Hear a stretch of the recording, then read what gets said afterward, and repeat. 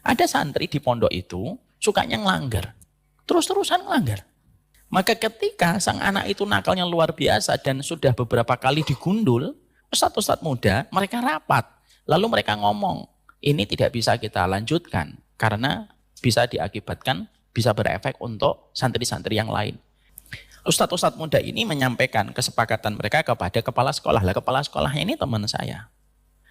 Lalu akhirnya kepala sekolah ketika menerima bahwasanya anak itu harus dikeluarkan, kepala sekolah ini orangnya baik. Dia berkata kepada para ustadz muda, sudah, insya Allah kalau memang keputusan kalian sudah bulat untuk mengeluarkannya, sudah biarkan saya datang ke rumahnya dulu.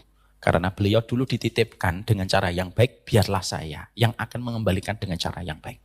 Memang akhlaknya baik teman saya ini. Datang beliau ke Bandung, temuin orangnya. Dan ketika ditemuin keluarganya, akhirnya beliau menyampaikan, Pak, anaknya Bapak ini sudah melampaui batas. Para ustadz sudah tidak lagi mampu untuk menghandle anak Bapak. Dan terpaksa sekali anak Bapak harus dikeluarkan. Bapaknya nangis, Pak. Dan ketika bapaknya nangis itu, bapaknya itu mengibah, Ustadz, bisa nggak usah dikeluarkan. Jangan sampai saya tidak punya harapan untuk anak saya. Maka beliau sebagai seorang ustadz, kepala sekolah, hatinya mengibah. Ketika mengibah, tiba-tiba beliau itu penasaran untuk tanya, maaf Pak, pekerjaan Bapak apa? Maka pada saat itu jawabannya keluar. Ternyata beliau profesinya berkaitan dengan riba. Langsung kepala sekolah ini berkata kepada beliau, Pak, maaf ya Pak, gini aja, win-win solutionnya. Bapak dan saya sama-sama berikhtiar.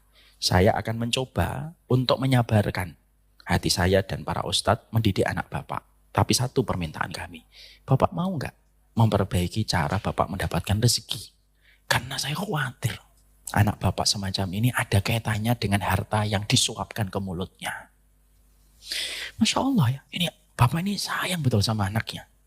Bapak ini langsung tanpa pikir panjang dipegang tangan sang ustadz. Siap ustadz, saya akan resign, kasih waktu saya 1 bulan ustadz. Benar Bapak? Iya. Bapak tidak istikharah dulu? Tidak ustadz. Bismillah. Kalau memang itu yang ustadz lihat dengan basirahnya, karena ustadz yang lebih berilmu, saya ikut. Sami'na wa ata'na. Masya Allah. Pergi beliau. Langsung 1 bulan, 2 bulan beliau akhirnya keluar, beliau resign. Dia perbaiki mat'amnya, dia perbaiki cara dia mendapatkan rezeki, Pak.